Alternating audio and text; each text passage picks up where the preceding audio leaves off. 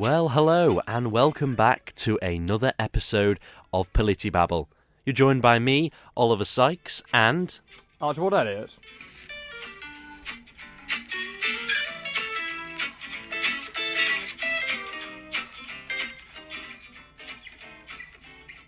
Well, hello, Archie. Welcome back to another episode. How are we? I'm very good, Oliver. It's been quite a while since our last recording, which actually, if you want to know a little tidbit, I forgot to send off to be published. So you've been waiting 4 weeks without one, and it's 6 weeks since the last one was published. I do apologise. That is my fault. Definitely, and it's a lot colder this time, Definitely my especially fault, outside and inside as well. Oh yeah. Yes. So maybe our look has changed a bit, because we were laughing how warm it was in here last time, and Oh yes. But now they've actually fixed both the heating and air conditioning. Yes. So it can be, in theory, just as warm as last time. and outside is absolutely bitter at the moment. But we did have a bit of technical difficulties, so that's why you may have noticed a bit of crackly start with the theme music playing outside, playing out of my mobile phone. Call it vintage. Yes. But anywho, Archie, what are we going to be discussing today? And how are you anyway? You've been away, you've been busy. How are things? And yes, what are we going to be discussing? Well, what we're going to be discussing today is the title Oliver agreed upon of why the Labour Party was and always will be a disaster.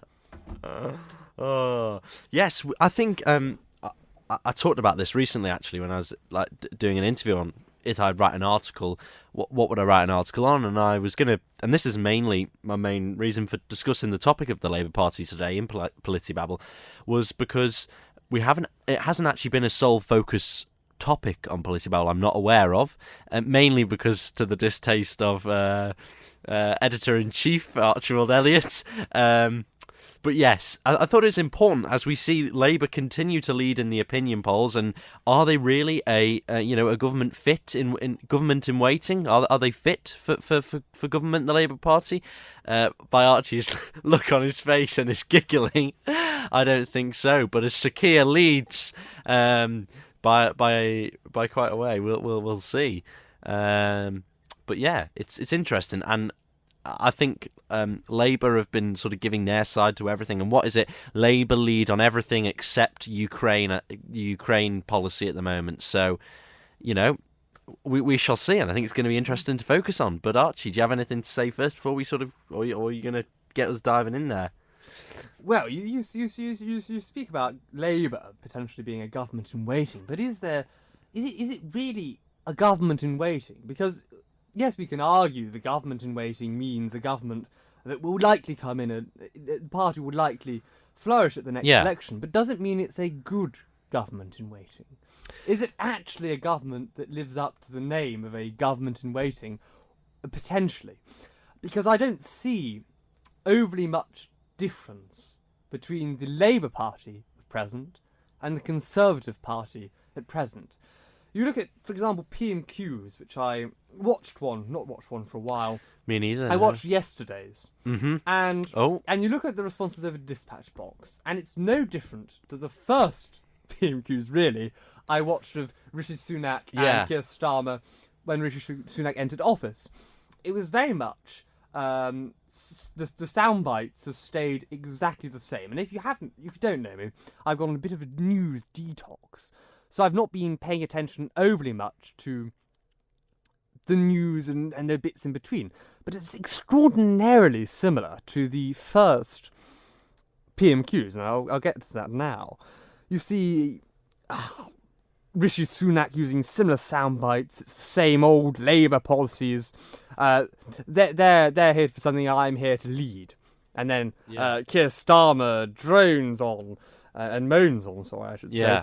And we'll come to a different type of moan later. But moans on about the same old Tory politics. And I think, actually, it's extraordinarily... He doesn't speak properly in the House of Commons. We don't refer to Labour by nicknames for the Labour Party. We refer to them as the Labour Party. The Conservative Party is not called the Tory Party. It is a nickname. And in Parliament, where we should be using quite formal language, I always find it that Keir Starmer and others around him, even you go up to you go down, to the Scottish Nationalist Party, they all are trying to associate Tory as a slur word almost. Yeah. They're trying to use the language against it, and I don't think the Conservative Party actually can identify anymore. At least the current Conservative Party is heavily at odds to where the Tory nickname comes from. Yeah. There's the High Tory Party in centuries past, where it was strongly socially conservative. But this party is arguably more akin to the Liberal Party than the Tory Party.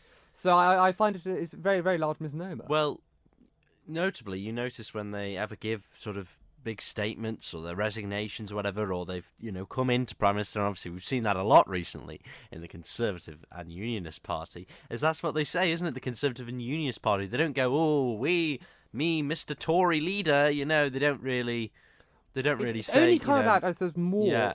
It has been a phrase. It is very historical. The phrase. Indeed. It's not just something that's been drawn out of the air in the past sort of 20 years or whatever. But it seems to be used more now than it was before. When I was in Manchester yesterday, I saw a poster. It was regarding the strikes, and it was something to do with I think it was either the postal strikes or the NHS strikes. It was against a lamppost or against a bin or something, and it said, "Don't let the Tories ruin the North," or something like that.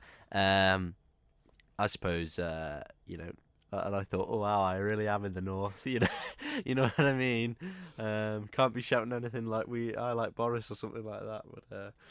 But yes, one interesting thing before you probably ask me some questions or we discuss questions, is that Wes Streeting, is that his name? Who's the Shadow Health Secretary for Labour? He was going to be a viable option instead of maybe Angela Rayner to take over from Sir Keir when Beergate was going on, and there was going to be no hope for Sir Keir.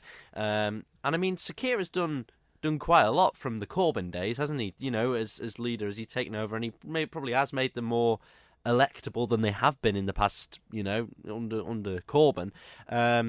But I watched a Times video the other day of Sir Keir. It was like 130 minutes. Anyway, I'm delving off. I'll probably talk about this later. But Wes Streeting was saying, we have a plan for the NHS, which I know you probably know about.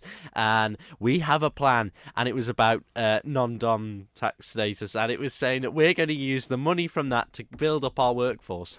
And they said, well, what happens if they just move away? What happens if, they move away? They still don't have they don't sound have economics. The Conservatives at this current time don't have particularly sound economics. They don't have, Archie, they don't have sound economics. We can agree on that. It's more sound than Labour's economics. It's not... Liz Truss's I see a bit of hesitance in your voice there. Liz Truss's economics wasn't sound money.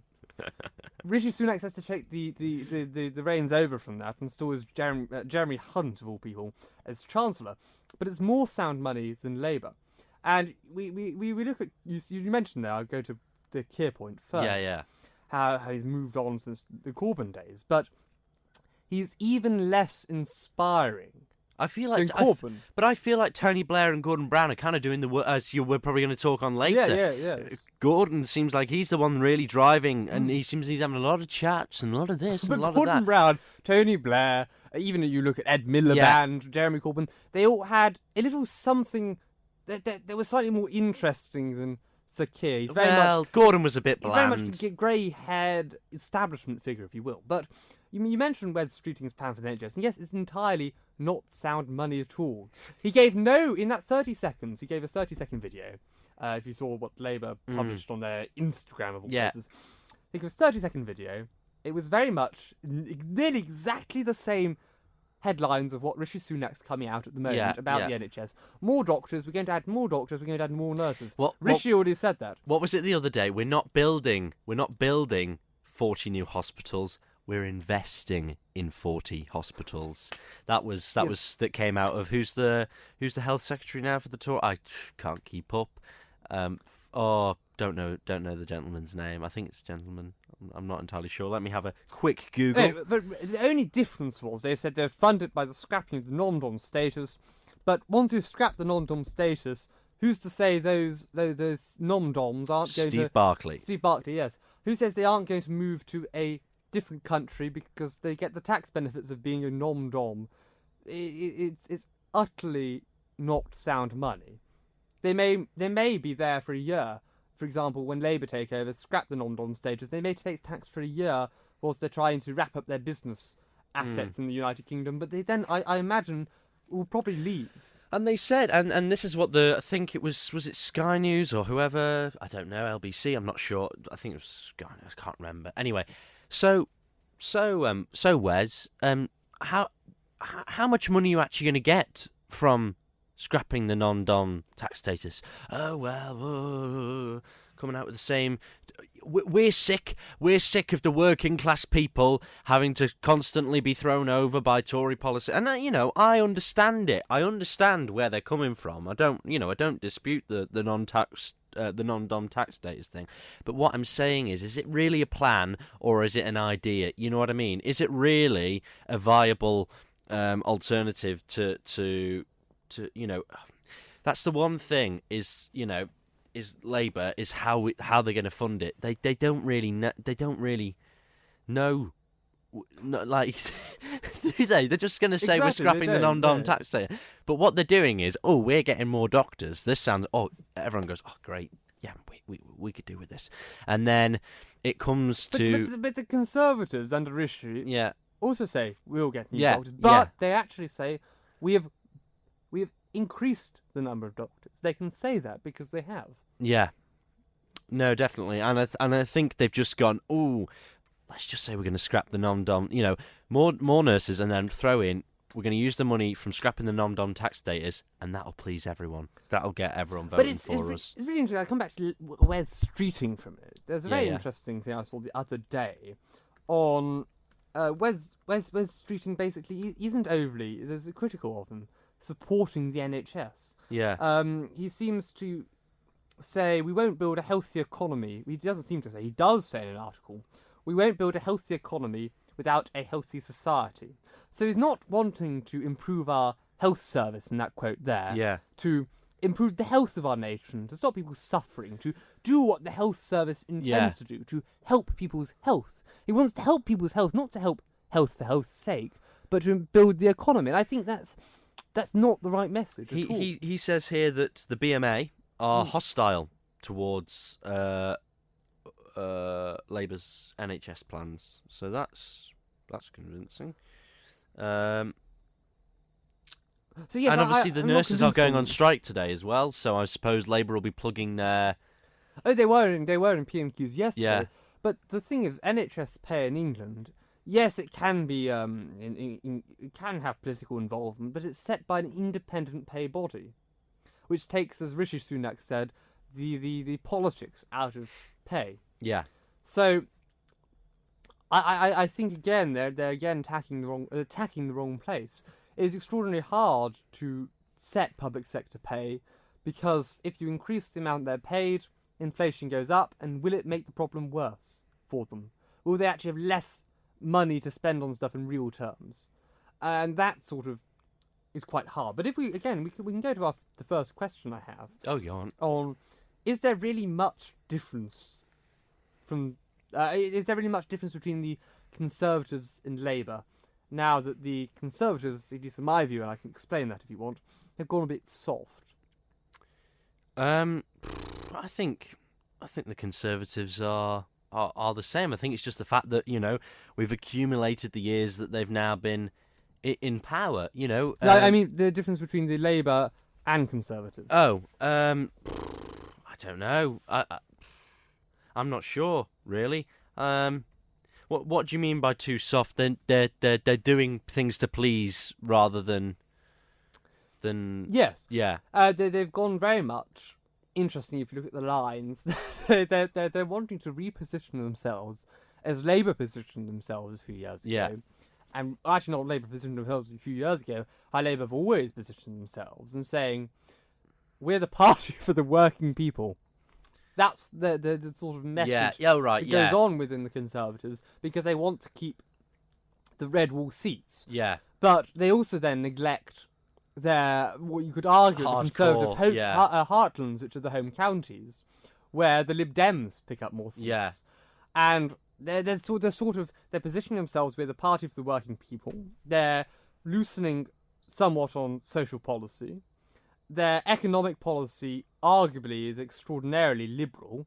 So I argue the Conservative Party is more liberal than the Labour Party in quite a lot of respects, because their social policy is, in the Conservative Party, is relatively, I argue, not relatively, it is progressive. Yeah, oh no, it is. Their economic policy is rather liberal. It's more liberal than the Labour Party's economics. So I argue the Conservative Party is much more liberal than the Labour Party. Yeah. Funny enough, I want to bring up a name. Do I still follow her on Instagram or whatever? Zara Sultana, your favourite Labour MP, calling for... Now, I thought this is unbelievable, really. This is radical socialism at its finest. Free school meals for all children in schools, or was it just primary schools? I'm not sure. Yes, I think it's, again, targeted help works better than blanket help. Yeah. Because targeted help goes to the people who need the help. Means tested. They need the help, they get the help. I can't really see the case for blanket help to people who don't simply need it. Yeah, I agree. Yeah. Yes, but again, it's coming back to this idea between the Conservative Party and Labour having almost such extraordinarily similar policies. You see the NHS, they're both coming out with very similar lines. Effectively, what I see the next election is you get a slightly more woke party, which is Labour, with with worse social policies and worse taxation. But the same other stuff appears to be the same lines being parroted. So, but do we need a break from the Tories and, a couple of years of, maybe for you and your fellow Tories, a few years of Labour failure to bring back the Tories stronger than ever? Oh, it may bring us back stronger than ever, having a few years of Labour failure, if that's what's happened. If that's what you believe, I'm not saying that I'm not forecasting Labour failure. I don't know. I think their constitutional reform that they're looking at. We'll get onto that. Yeah. I think playing out of the Tony Blair playbook. If it was 5 years of Labour failure, I certainly wouldn't want it. No. Because the social policy would be detrimental to the country. You believe so? Yes. Give us an example of things that you would not be too pleased about. Not too pleased about? Well, if you think about it, the leader of the Labour Party can't define a woman. Yes. Can't define a woman. What does that tell you for the rest of the social policy?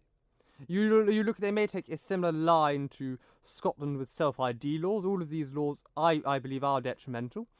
We then look at Labour failure with the economy. Aren't the Conservatives still looking at ID? No, self-ID. I think their social policy won't allow them to go that far. There would be literal uproar if it did go like that.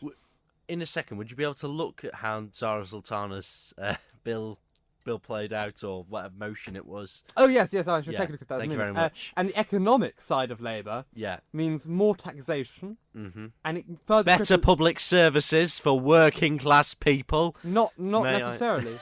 Not necessarily. If the money is wasted, they don't do that. That's your department. It makes no difference. So simply, the taxation doesn't make a good policy. People should have more money in their pockets to decide themselves what to spend it on, arguably.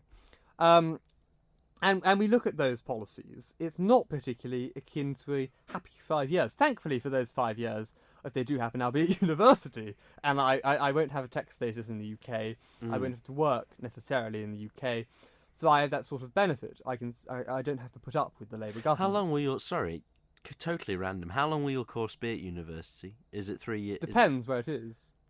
Oh, right. Does it? Oh, right. It could be 3 or 4 years, but if you did a master's after... What, are you hoping to do that? I've no idea. You just see how life takes you, kind of thing. Yes. Yeah, go for it. But it's extraordinarily hard to... It's harder to reverse these things than you may think, and it may take another 5 years to properly reverse them. And especially the constitutional reform to our country is extraordinarily detrimental. It's even worse than Tony Blair's House of Lords Act in, was it 97 or 99? 99, I believe. Yeah. But anyway, I believe. Yes. Could be wrong. I should know that. But yes, it's interesting times, isn't it? And I just don't think that the apart from they're looking at what Labour would alternatively do, and they are doing a lot more interviews with Sakir and all this kind of business, but are we really looking at how Labour Party would perform? Are we really, are we just going to go, oh, you know what, we need alternative, or do we not? Do we need to stick with what we got and give the Conservative Party time to sort of maybe do a Miss Moan and step away and regather yourself? Well, I would come back with the good Conservative Party slogan under Theresa May of strong and stable, but unfortunately with the Liz Truss debacle I can't exactly say strong and stable, because we have almost turned out like the continent where there's never, in the 60s, 70s, when we proclaimed our strong leadership, and you think the Prime Minister's past 6 and 30 years, if that, we had many, many years of very stable leadership, and we didn't end in the same fate as the many, many French republics after World War II, nor the Italians who went through prime ministers prime ministers were quite literally going out of fashion. So I still think we would be better under the Conservatives. I don't think the Conservatives are doing a particularly wonderful job at the moment. I think there's lots they can improve on. Yeah. But we're better under the Conservatives than under Labour, I think would be my main motto. Okie dokie. One thing I wanted to say was, seen as Britain's best ministerial communicator under Boris, I've forgotten his name, who was Transport Minister? Grant Shapps. Grant Shapps, did you see him the other day at the Select Committee? Being quite rude, perhaps it might be noticed. I haven't paid attention to the news. Okay, no, you're not. You're just not. Okay, thought you might have watched, I don't know, a bit of BBC Parliament or something. That's not particularly news, is it? Or what? No, I'd be on detox all that. Okay, and you feel better for it? We were talking about this earlier, but I thought it'd be interesting. The thing is, it's much like the difference in news over the past 6 weeks is much like the difference between Labour and Conservative. Extraordinarily menial. Apart from the news is obviously more similar than the Conservatives and Labour, and the news hasn't got worse. Yeah. Anyway, he was at Select Committee, and he was talking about whatever documents they'd had at the Select Committee, and it was about having the third fastest growing GDP or whatever in the what do you call it? What do they call it? I'm not very good at my remembering skills today. G7. That's it. Anyway, and the person from the Select Committee says, well, he goes, Grant Shapps goes, oh, the Select Committee guy goes, well, give me the evidence of that, and I'll have to write to you, or whatever. Anyway, he says, the Select Committee chair or whatever goes, well, I'm asking the questions. It's not a debate here. You're interrupting me. And Grant Shapps goes, I thought it was a debate. It's not really a debate. You're being questioned. It's an investigation. It's kind of an investigation. It's not an investigation. Well, under what you've described, if Grant Shapps doesn't know where exactly the evidence is, but he knows the facts, it is perfectly proper for the minister to say, I shall write to the committee with the proper detail, because you can't make stuff up to a Select Committee. Yeah, no, you can't. No, well, a Select Committee is kind of an investigation. It's not an investigation. It's not an investigation, but they're investigating into. They are kind of the Select Committee are. It's inquiry. It's. Which Select Committee was it? Let me have a look. But yes, I can comment on this Zara Sultana, the bill which is putting forth. And I think they might as well just expand the provision for free school meals under means-tested methods. Overall, Labour MPs fiery clash with Business Secretary Grant Shapps in. Labour MP, of course.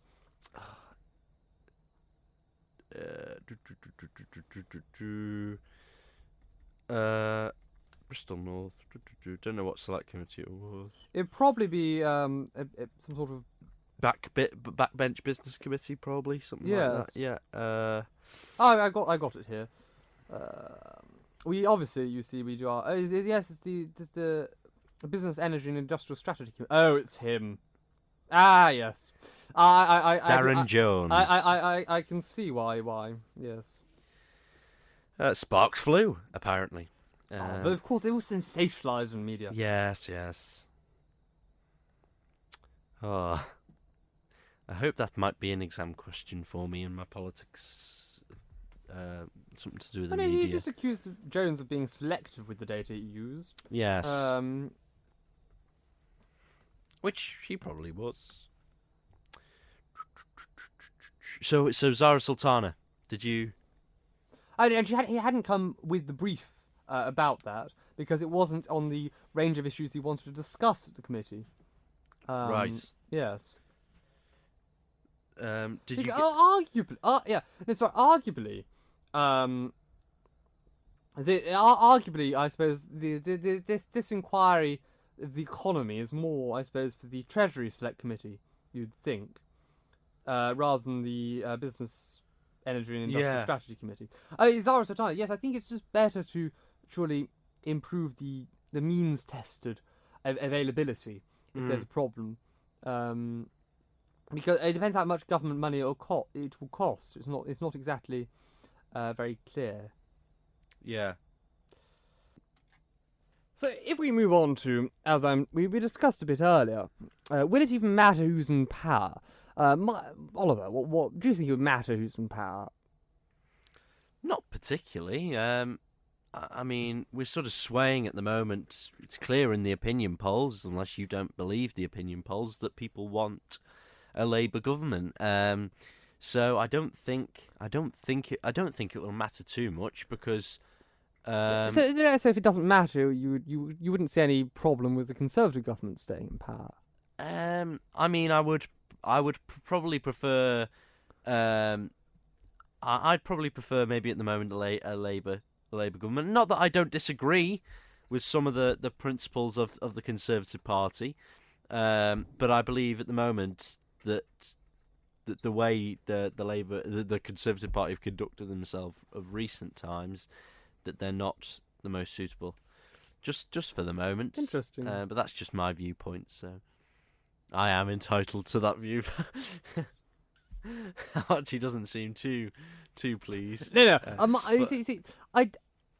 The only part I have more concern over is taxation, and that's impact on the economy and also their social policy. Yeah.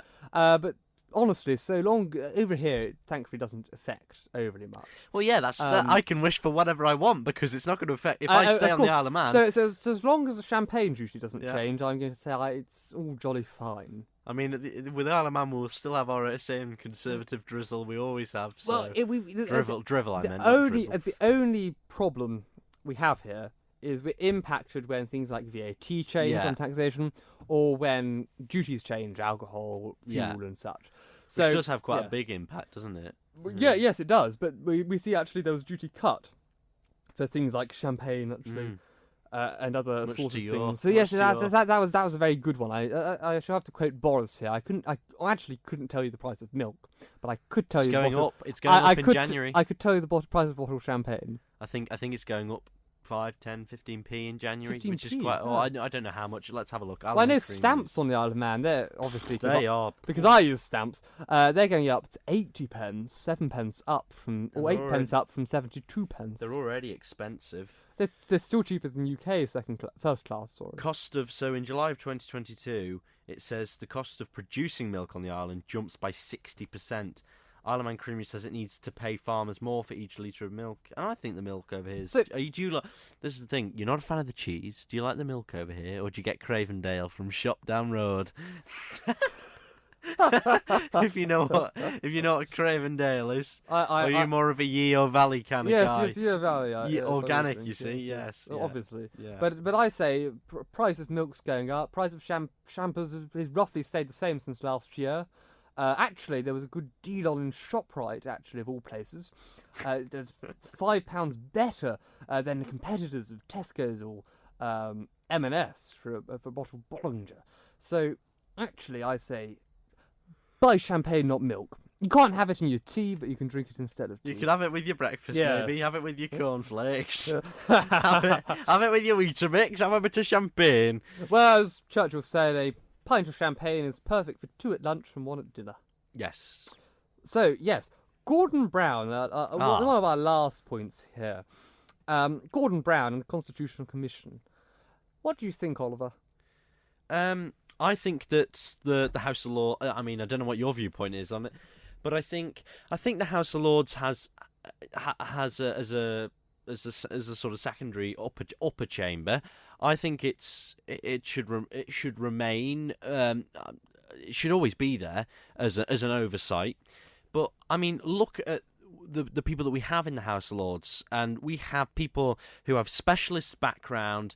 We have people who have lots of experience in their field, and I think that that's something that you don't get with MPs, and you wouldn't get that with perhaps an elected person. You know, you've got to look at MPs, and a lot of them are very similar and similar backgrounds and similar studies and stuff like that. But in the House of Lords, you get people from charities, all sorts, you know, and they represent sporting bodies, they represent this, they represent that, and I think that's important rather than being just accountable for the people. For your that's my sort of argument for keeping it the way it is.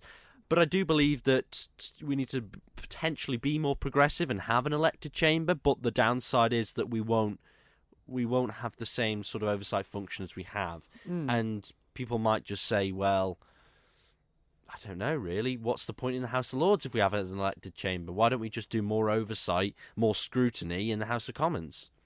Well, yes, I suppose it is a very good point.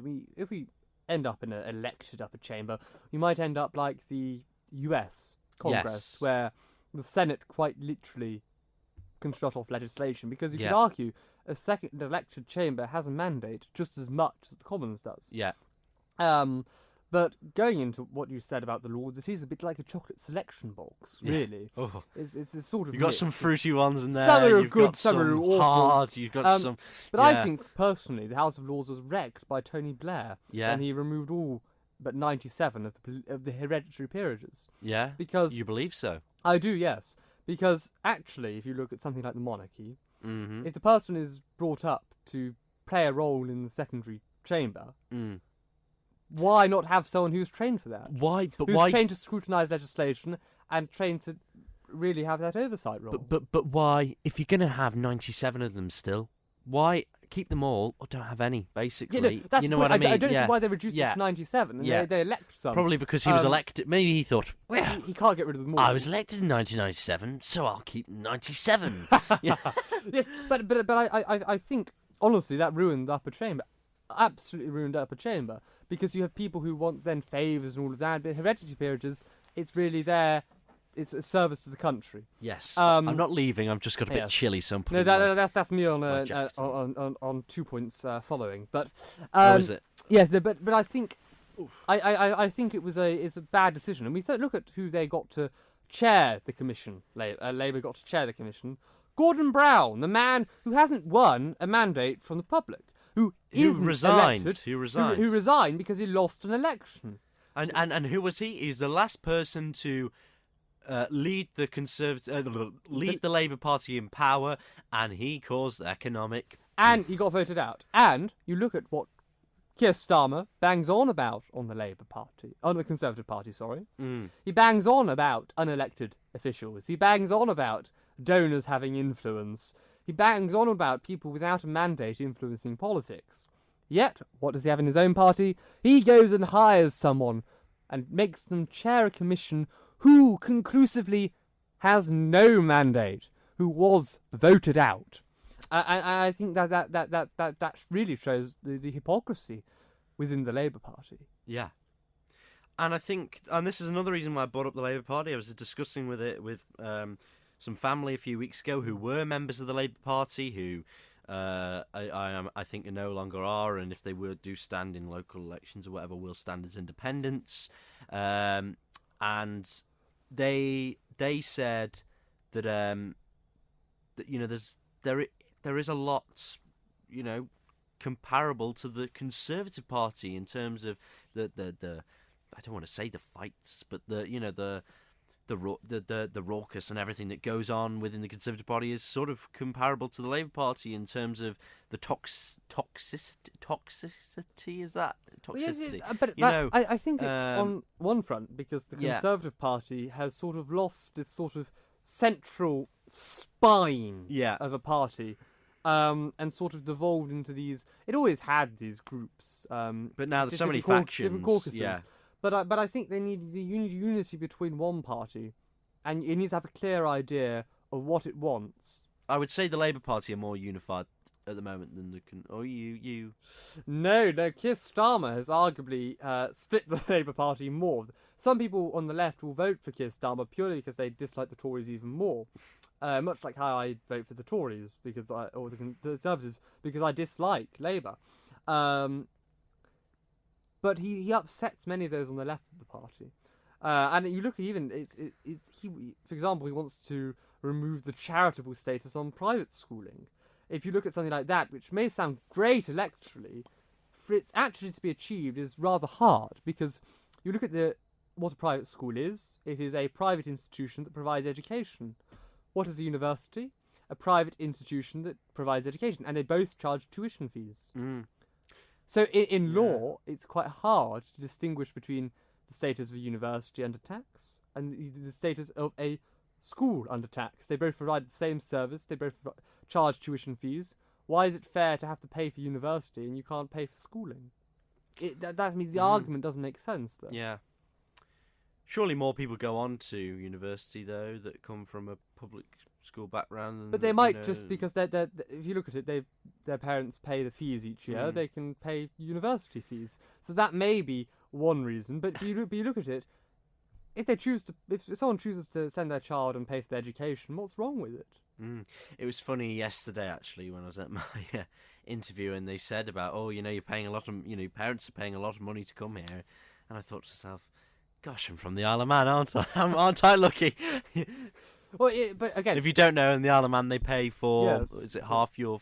Is it half? Is it? I don't. They pay a considerable amount to the government towards your fees, and apparently due to the cost of living crisis, that they'll be making it more, or the grants and everything will be.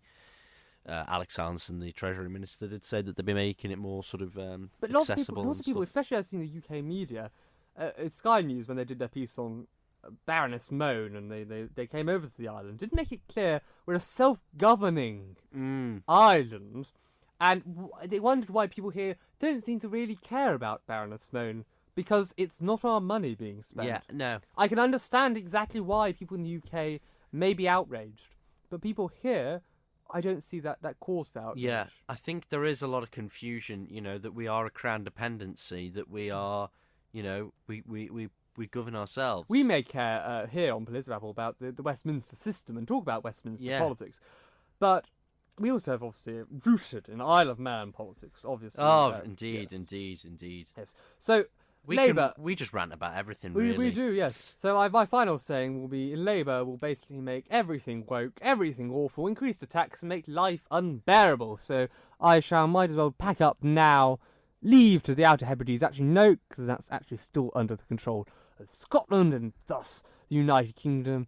Maybe I should pack off and move over to the Falklands. It was sad to see, keeping on Scotland, it was sad to see Sir Ian Blackford resign as Westminster leader of the SNP. I'm not a fan of the new one. You're not? No.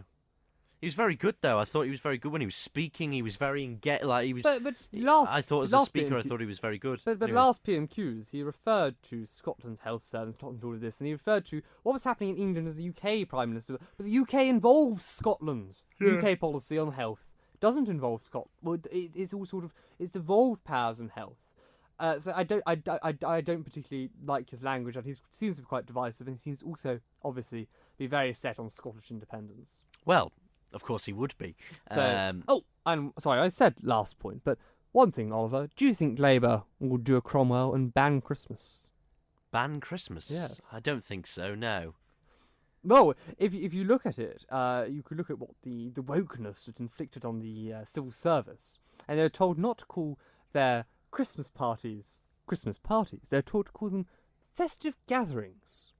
And that some managers took it upon themselves to, if one person on the team didn't drink, maybe for religious reasons, or they just didn't drink, that no one else could drink. No, that's bizarre. But banning it, but it's sort of it's going round very Cromwellian lines with no sort of fun and happiness and jollity which goes along with Christmas. Well, I do feel quite Christmassy. You have got a red bow tie on. Yes, not Christmas. I think it's paisley or something. It was bitterly cold yesterday morning when I was walking through Manchester. I started off in the airport, and then did I get the airport tram? And then it was just so lovely and Christmassy, and the lights and just the I think the sky at the moment. So because of the coldness, there's hardly any clouds, and I think it's going to be really icy tonight. It was just there's like a sparkling on the floor from the iciness, and just everywhere. So the Christmas markets, even though none of them were open, some of them were. Anyway, it's just a nice. I think it's because it's cold and we're all drinking hot drinks. Maybe we're not, but it's lovely. I do feel quite Christmassy-ish.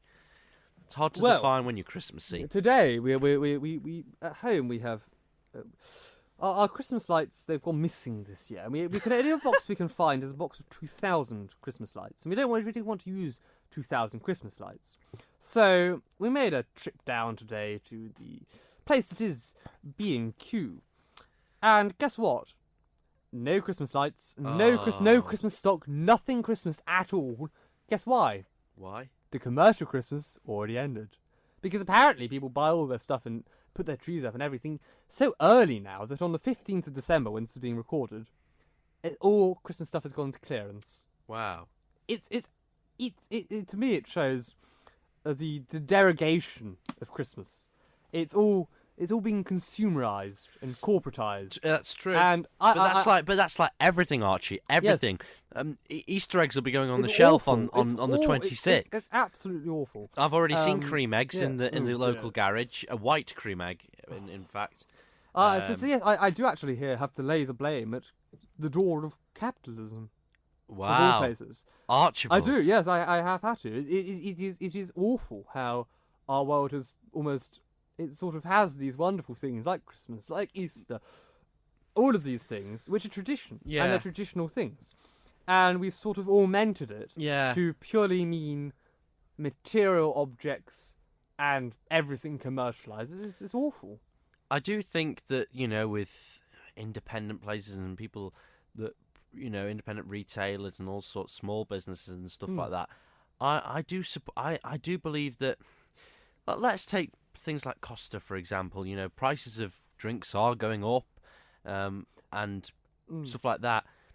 But when you go to an independent coffee shop or hairdresser or wherever, you do get that personalised treatment that it doesn't cost as much. Obviously, yeah. Not obviously. What's the other word? Interestingly, it doesn't cost as much because if you think about it, Costa, they seem to push the drinks to their price and they call it inflation. But I'm very sorry, the margins they must make on drinks is insane. They don't need to pass all of that cost over to the consumer necessarily. But it loses any sort of tangible sort of feeling. And we even see shops now opening on Sundays and all of that, and them not closing over the Christmas period and all of that. And you still get independent businesses where they say, well, from Christmas Eve till after the New Year, we're shut. Yeah, and that's what I like to see. It's downtime and they work. Yes. But I did have a Costa today, which is quite poor of me, really. I should have maybe gone to I didn't actually have I was on the go. But let's take this for example. Their price of the drink's quite high. I don't know. It used to be I've small not been in drink. years, so, it was probably £2 something, but I did get a large thing anyway. It was cold. I needed a warm drink. Anyway, I did it on the app because you can do it. So I didn't spend any time with a cashier. I did it on the app, and it was collect and go kind of. I was stood around for a few minutes trying to get it, but. So technically, for me to have a more expensive drink, yet a few years ago it would have been cheaper. I would have spoken to someone face to face. It should have cost them more. Because basically now I've just someone's had to do is get a cup, put whatever's in there. You know what I mean? It's not. I've not been. I'm takeaway, so it's not like I've got cutlery or I've got they've got to wash it. There's extra, and I think they do. I think some places it's more expensive to sit. If you get a takeaway, it's because it's like you're not filling a table, you're not doing this. I think the VAT you get VAT off if you're doing a takeaway. Yeah, that's it. Yeah. But yeah, I think, and I did see this online, and support your local businesses. I'm going to hopefully maybe pop down over Christmas, see what I can, maybe last minute presents or whatever. And I think it's nice. I think you definitely get that more, and it's the contact and everything as well. People tend to be friendlier in independent places and stuff. I've never known, for example, here, apart from a short time where there's a fabulous farmers market, but greengrocers, they're gone from the high street in most regard, and even butchers are on the decline. And it's quite a shame to see, because I mean, you'd never find you in a butcher, probably. No, not at the moment. No. But I think it's a shame to see people we're almost forced into going to a supermarket, and as Boris said in a documentary he made, we all tie the onions round our neck and pretend to weep at the decline of the greengrocers, and we're happy at the one-stop shop. But no, I'd much prefer not having a one-stop shop and going round to collect all the goods from a variety of shops. Oh wow! I think it's much more. You have a connection. Then the greengrocer knows you. It's this personal, tangible aspect, which is, I think, so important to a human life. And potentially they may know you like green beans, and there's lovely green beans that come in. So set them aside for you. It's like a sweet shop, isn't it? Yes. You know, I always remember that if I ever ever went into a sweet shop. It's that, I don't know. And they know you. They know, and it's picking out what what you want, and it's deciding, and it's whereas. But there's one store actually in Portland, the Good Health store. Oh right, yeah. And again, is independent business, and it's quite nice because you know the people, and the people know you. That sort of aspect of human connection, I think, is very important. Yes, so very interesting there about the role of independent businesses, really, and how Archie's quite opposed to sort of capitalism in that aspect. Anyway, we'll move on to our thought experiment. We were supposed to do a couple of episodes ago, or maybe it was the last episode, and I wanted to do it because I actually read through Archie. Well, I didn't read through it, but I skimmed through and saw Eating Tiddles, which is number 57 in the thought experiment. What's the book called, Archie? 99 ways to something. Does the pig that wants to be eaten and 99 other thought experiments. Okay, so Eating Tiddles. Waste not, want not, was Delia's motto. She had a great respect for the thriftiness of her parents' generation. People who had lived through the war and most of their lives with relatively little. She had learned a lot from them, skills virtually no one her age had, such as how to skin a rabbit and make a tasty, simple dishes from offal. So when she heard a scream of brakes one day outside her suburban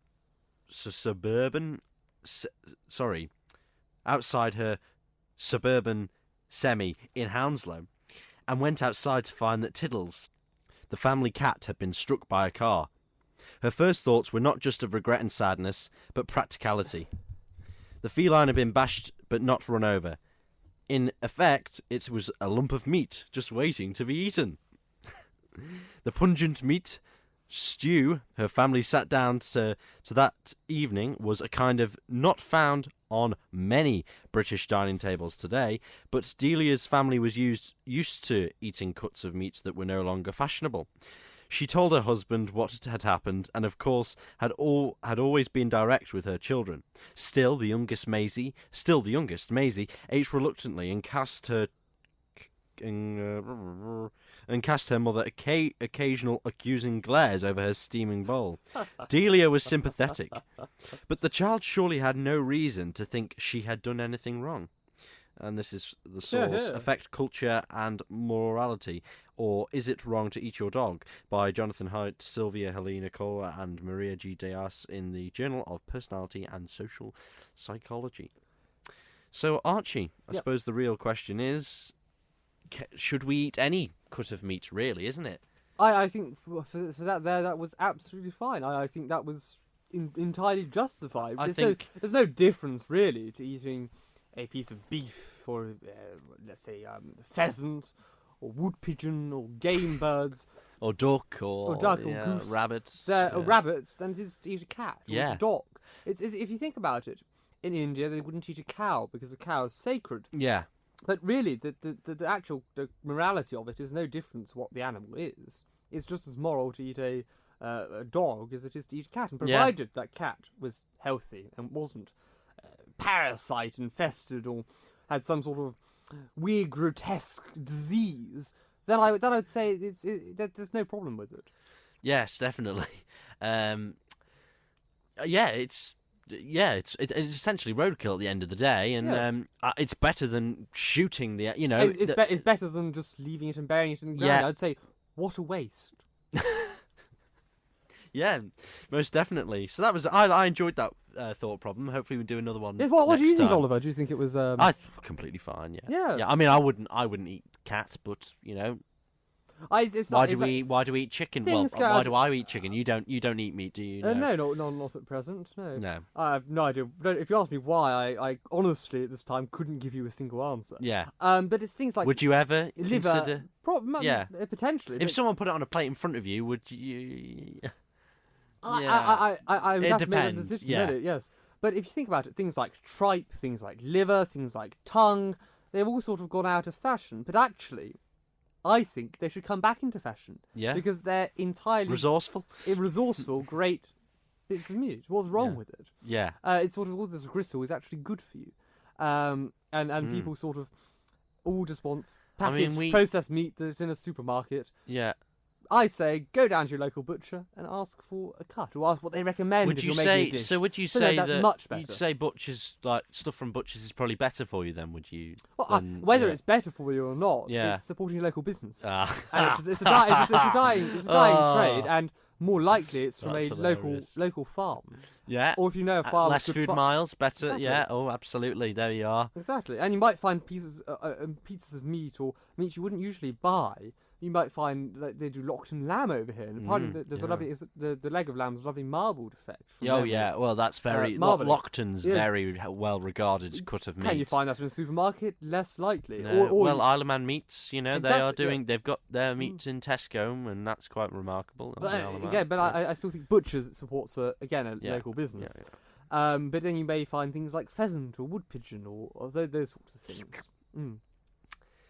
Well, is there anything else you want to cover? Well, we've covered generally the Whitehall Christmas parties already. Yes. We've covered the coverage of Moan, where the media just keeps on moaning on. Led by Donkeys and Sky News have been on the Isle of Man recording coverage. You might have seen the Led by Donkeys potential van with a trailer with a massive TV screen previously. They called the government a waste of money. Yeah, they brought the TV screen over and they had it driving around the prom, up the mountain. Douglas Head, where we are located. We may see them this evening driving past. Are they here today? No, I think it must have. It was probably age. Well, it couldn't have been that long ago because the Moan's well, it's been going on a while, but it's only broke out again recently since she asked for leave or whatever from the House of Lords. But yes. So yes, I think that can. Unless you have anything else. Oh, census results. That was interesting to see that we're less than 50% of a.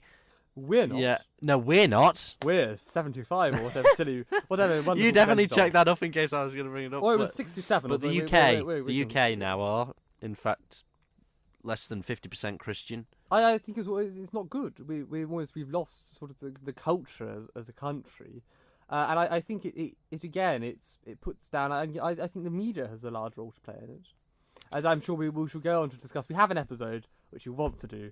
We need to line it up with religion. I've just hit the mic. Silly mic.